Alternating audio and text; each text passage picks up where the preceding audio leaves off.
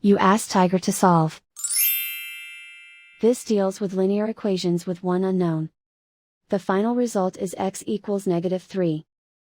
Let's solve it step by step. Simplify the expression. Group like terms. Simplify the arithmetic. Swap sides.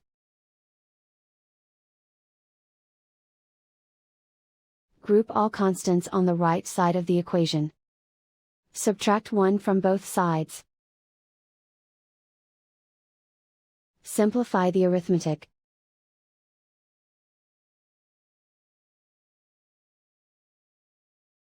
Isolate the x. Divide both sides by 3. Simplify the fraction. Find the greatest common factor of the numerator and denominator. Factor out and cancel the greatest common factor. And so the final result is x equals -3.